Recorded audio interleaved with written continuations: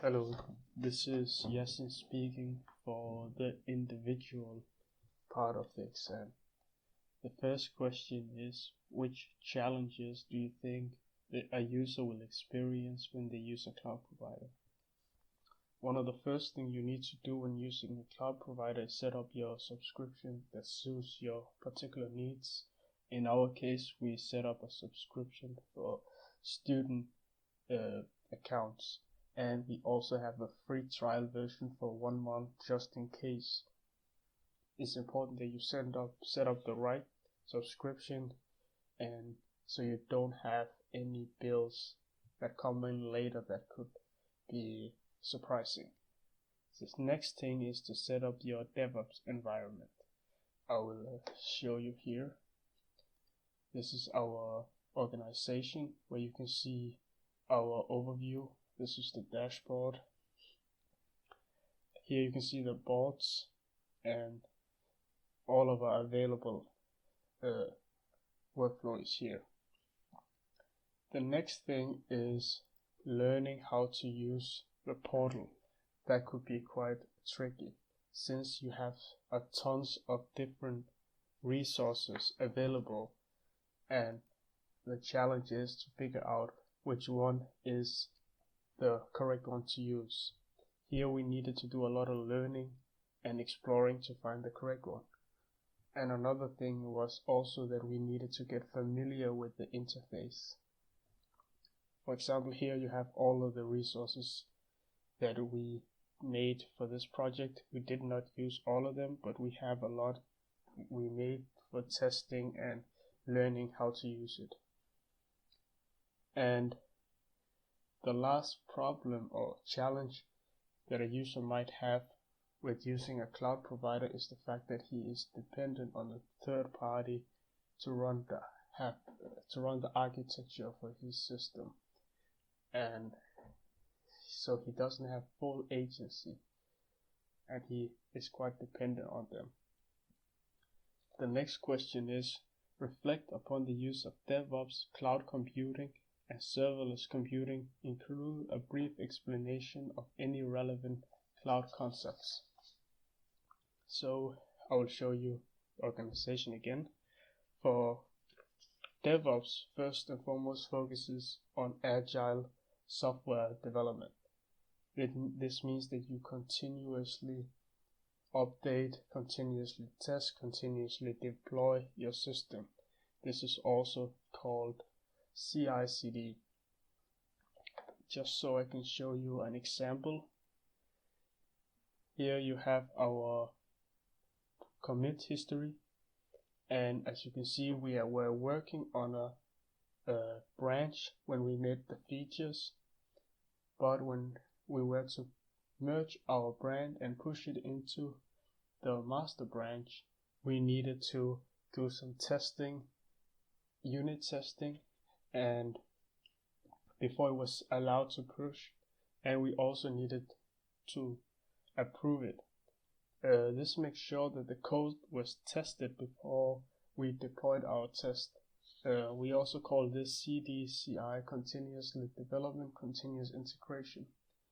The cloud provider also had automated test, which made sure the software was tested before it was deployed. And so these are very important tools for cloud computing and DevOps. We also use the DevOps to keep track of our sprint, our workflow.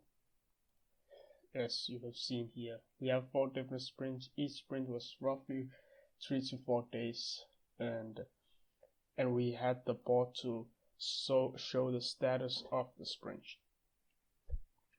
And when it comes to cloud serverless computing, the main thing is that the cloud provider or the web service that you are using handles some of your functionality of your architecture for your software, and there are varying degrees to which a cloud provider or web service can handle this.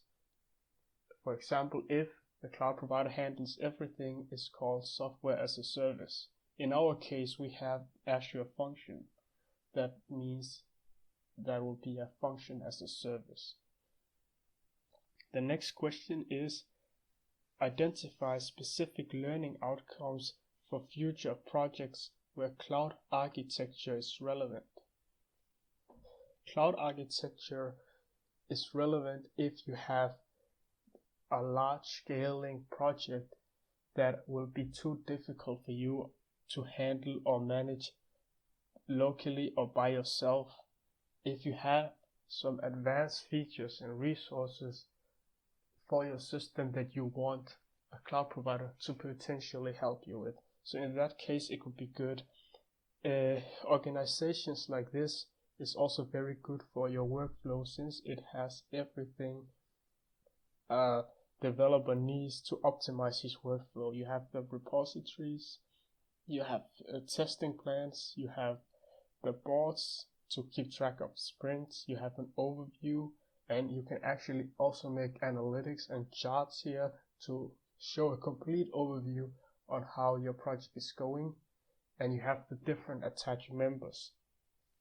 Cloud computing is good for startups or when you're creating software from scratch or software as a product. It pushes the idea of working as a real software development team. The next question is reflect upon your own contribution as well as the general outcome. My contribution specifically was to set up Azure functions, create the REST API using Azure functions, and make the React application working with the React application as well. And my group members handle the backend, the database, the queries, the setup, the tenant, and automated testing and deployment, CI and CD/CI. We all wrote the report, so that was the general outcome. Describe how your cloud tools of choice have aided you in developing the project. DevOps has helped us working agile. It helped us establish a backend and serverless architecture, manage your database and security stuff that will be quite extensive if we were to do it by ourselves. And it also helped us working like a real software development team in this case.